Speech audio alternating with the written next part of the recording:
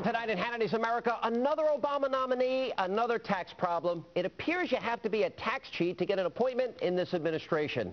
Now, the latest case of tax delinquency is Ron Kirk. That's Obama's pick for U.S. Trade Representative. And it seems Mr. Kirk, a former Dallas mayor, well, he owes some $10,000 in back taxes for speaking fees that he received, which, by the way, he failed to report as income. And oh yeah, for those season tickets to the Dallas Mavericks. Now, Mr. Kirk's nomination comes on the heels of, all right, let's count them. Tax cheat, Timothy Geithner's nomination as Treasury Secretary. Tax cheat, Tom Daschle's nomination as Head of Health and Human Services. And tax cheat, Nancy Killefer's nomination as Chief Performance Officer. Now, a White House spokesman said the Kirk nomination was right on track, but that Mr. Kirk was just working to clear up, quote, a few minor issues. Sound familiar? Now, Ron Kirk isn't the only Obama appointee raising eyebrows. Charles Chaz Freeman, the new head of the National Intelligence Council, is also proving problematic. Now, James Kirchick at Politico.com reports that Mr. Freeman seems to have a soft spot for dictatorships, especially Chinese communists. Now, Freeman went so far as to praise the brutal Chinese crackdown at Tiananmen Square, where the Chinese government crushed a pro-democracy demonstration back in 1989. According to Mr. Freeman, the Chinese government's actions were, quote, too overly cautious, and that the student protesters, well, they should have expected such a response. Now, that overly cautious response, by the way, resulted in 2,600 deaths, according to the Chinese Red Cross. Well, that is before they were forced to retract that figure under pressure from the Chinese government. Now, the official Chinese government figure is 241 dead, 7,000 wounded.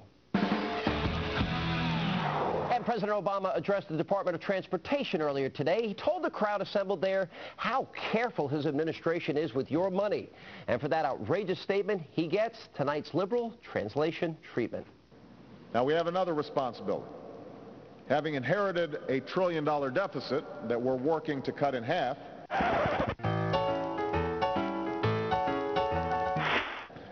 we also need to ensure that tax dollars aren't wasted on projects that don't deliver results.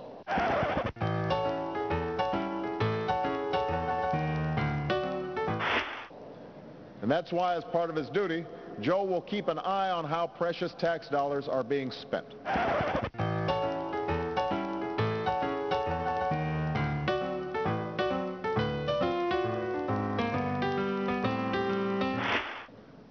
To you, he's Mr. Vice President, but around the White House, we call him the sheriff. Because if you're misusing taxpayer money, you'll have to answer to him.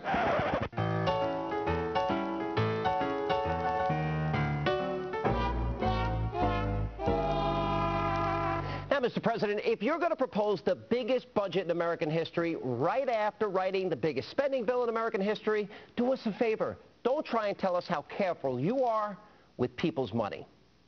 And finally tonight, the recession is having disastrous effects on border enforcement. Now, the LA Times reports that the state of California will no longer lock up illegal immigrants with prior criminal convictions who re-enter the country after being deported. The reason? Because the state cannot afford to. Now, until now, these illegal immigrants remained on parole after being deported and were thrown back in jail for jumping the border again. Well, those days are long gone. In a letter to the Secretary of Homeland Security, Janet Napolitano, the Secretary of the California Department of Corrections and Rehabilitation said, quote, these short prison stints are not punishment enough for these repeat offenders, yet they cost California millions every year to recycle them through our parole process.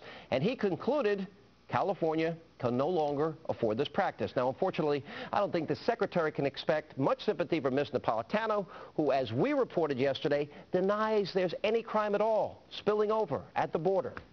Denial. And that is the news tonight from Hannity's America. Let not your heart be troubled. Our great American panel next.